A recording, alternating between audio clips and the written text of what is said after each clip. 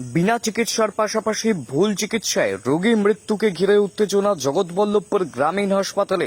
রোগী মৃত্যুর আতঙ্কে হাসপাতাল ছাড়ল বহু রোগী। জগৎবল্লভপুরে ইছানগরীর বাসিন্দা জ্বর নিয়ে গতকাল ভর্তি হয় হাসপাতালে।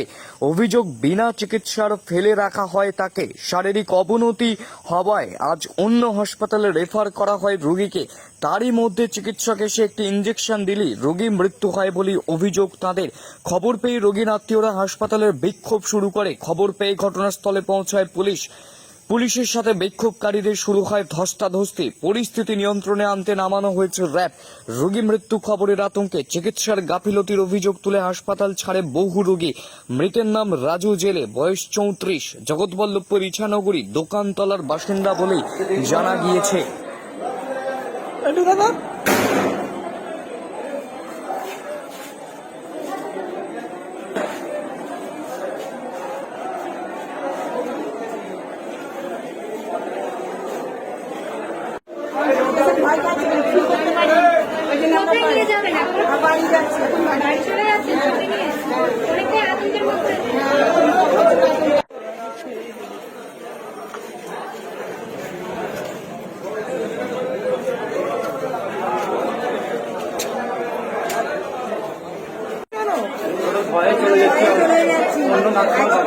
হাজার টাকার টিভিতে জিজ্ঞাসা করছি, ভালো করে বলে ওষুধের দোকানে বলেন আমাদেরকে, দোকানে বলতে ম্যাডাম বলে দেবেন, বুঝিয়ে দেবেন, বলে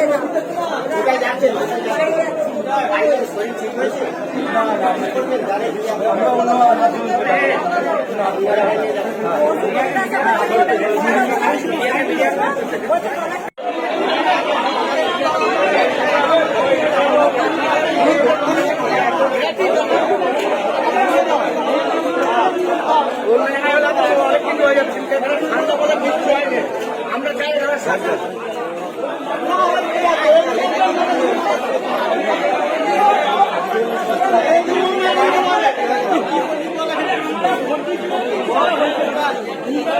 ফুটেজগুলো ধরুন, এই ফুটেজগুলো ধরুন, আপনারা বলতে পারবেন মিডিয়া হসপিটালটা ধরবে।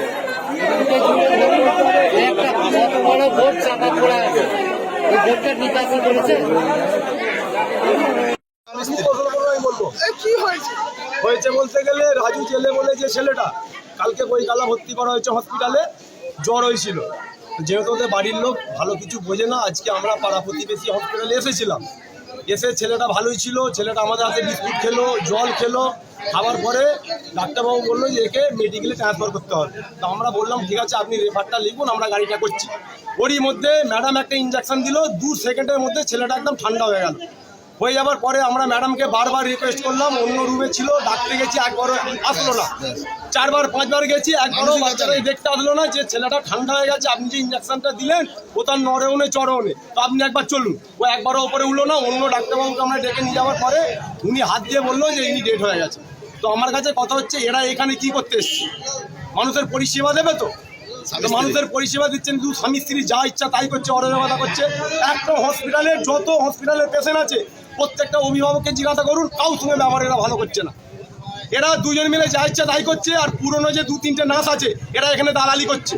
এই দালালিটা আমরা বন্ধ করতে চাইছি। যেহেতু আমাদের সরকার লাখ লাখ কোটি কোটি টাকা এই হসপিটালে খরচা করছে, এরা আমার মনে হয় বিজেপি দালালি করতে চাইছে। তো এরা বিজেপি দালালি করছে, এদেরকে আমরা এইখান থেকে সাসপেন্ড করতে চাই। না সাসপেন্ড করবে, আমাদের লাশ হসপিটালে থাকবে, আমরা এর থেকে বড় আন্দোলন কিচ্ছু করবো না। ইছানগরী জগৎবল্লভপুর ইছানগরীর ছেলে রাজু জেলে। আমার নাম নুরুল ইসলাম কাজী।